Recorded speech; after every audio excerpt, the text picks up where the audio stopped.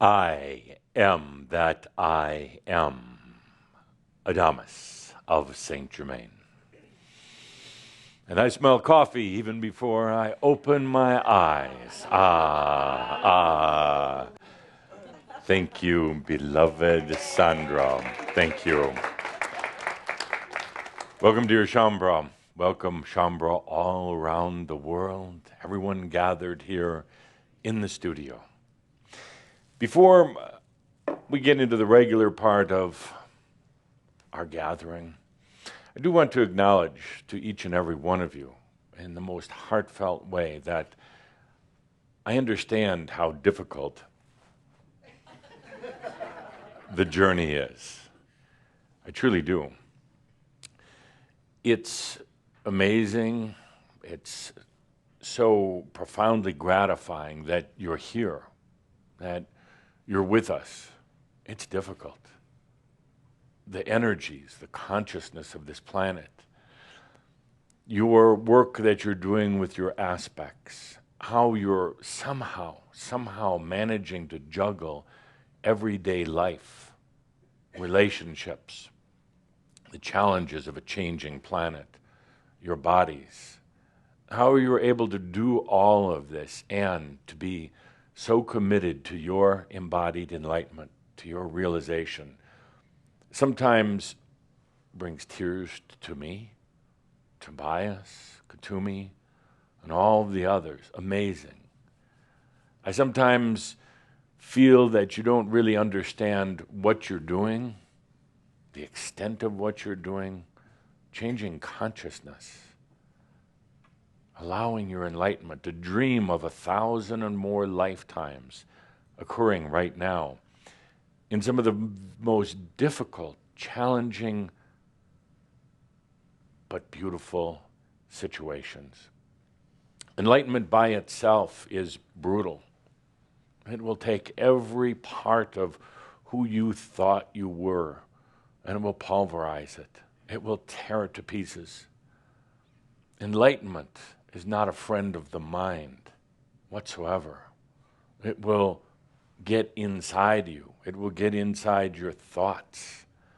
It will get deep into every crevice, every shadowed corner, every locked door of the mind and of the memories in order to cleanse it and free it.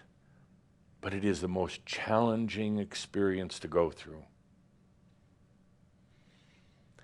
Being in this state of mastery, beyond awakening, but truly now into your mastery, will cause you to lose all sense of identity, self-worth, balance, everything. It will get into you. But somehow you're staying committed. Somehow you're staying connected with yourself. I know there are so many nights that I work with you, and I see you often trying almost desperate techniques, trying to get yourself back together. I see sometimes a tremendous amount of mental force, using sheer willpower.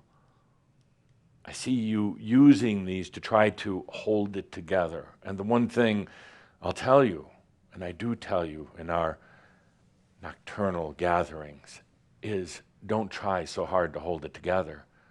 It's falling apart for a reason. You will still be here when everything else has fallen apart. You'll still be the true I exist, no matter what. But all the other parts and pieces, they come down. It's part of an evolutionary process. It's part of a discovery process. When you're looking for that thing to hold on to keep your balance, to keep from going crazy, I know what that feels like, to feel like you're falling into the darkest abyss of all, going to lose every part of yourself. The thing to do then, which is perhaps counterintuitive, but the thing to do then is to allow, You're allowing yourself, your spirit, your I amness. when you try these other things that you sometimes do, you try to hold on to cliches, you try to hold on to old identities, things that might have even worked in the past, it creates a resistance, which makes it even more painful.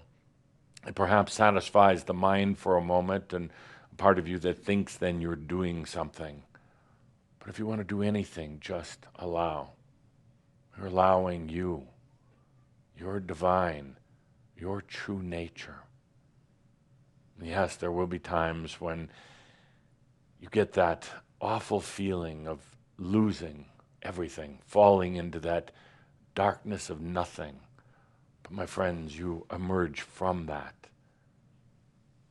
in true full awareness of the I am. It's not a philosophical statement. It's not some spiritual cliche. It is you. I know we gather like this. I distract. I've heard that I provoke once in a while and annoy, that I intentionally run some out the door. I admit I'm guilty of all these charges and more that you're not even aware of yet. But the very fact that you're here, you haven't left, you haven't given up. In a way, you can't give up. You can't turn back. And I know most of you had tried 2, 3, 5 dozen times or more. And I know part of you is saying, what have I done? Why can't I just go back to normal? But normal isn't natural. You can quote me on that. That's a good t-shirt. Normal is not natural. It's not your true state of being. You're evolving. You're coming out. You're realizing. So when we gather like this and we do our laughter and we do our provocations and distractions and everything else, I do acknowledge, I do truly honor each and every one of you. It's difficult. Do you realize how few humans on this planet right now are in a truthful allowing of their self, of their spirit? Well, there's many who are playing spirituality or religion, many who are philosophical, but truly here for their enlightenment, not many. A small handful all across the world. But it doesn't take many. It doesn't take many. It's that popcorn effect. And you're in the midst of popping, going from being that little kernel of corn into a full-blossomed, delicious I am. So now with that kind of heartfelt, mushy opening, let's get back to Adamus.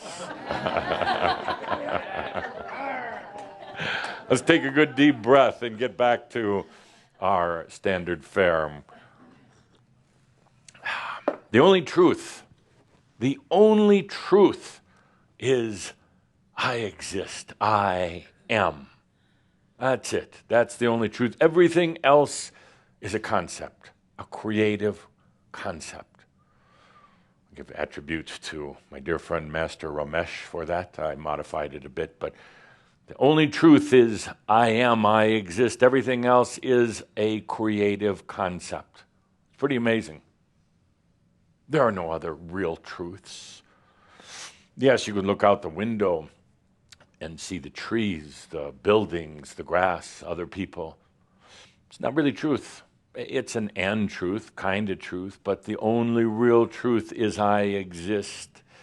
I implore each and every one of you to breathe with that, to feel it until it shakes you on the inside and the outside, until you have that aha moment, until you get it. It's not just a few words, I exist, but it is the knowingness. It is the realization, I exist. I exist, always. When you're falling apart in your human ways, when your mind is totally going into chaos, none of that matters. It doesn't. I exist. When you worry about death, when you worry about what comes tomorrow, when you worry about how you're going to make a living or pay your rent or any of those, it doesn't matter. It really doesn't. I exist. That's why I can laugh about death. First of all, I'm dead. By human terms, but more alive than most humans I've ever encountered. That's why I can laugh about death. It matters not. Do you realize when a master can go beyond the worry of death? Everything else is so easy. And there's a fear, well, if I accept death, there's a fear that then suddenly it's going to be at your doorstep. No, not necessarily. Sooner or later. But really, do you want to hang around forever? No. But when you go beyond the worry of death, you have conquered one of the biggest demons in any human. When you realize that I exist, when you realize you are going to exist on and on and on and on, then, my dear friends,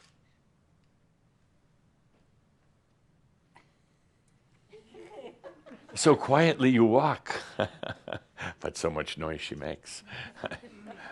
When you realize the I exist, you don't worry about these things. You don't worry about the next meal. You don't worry about any of that. Suddenly you change your whole energy dynamic and everything is there for you. Everything. I exist. So simple. So very simple.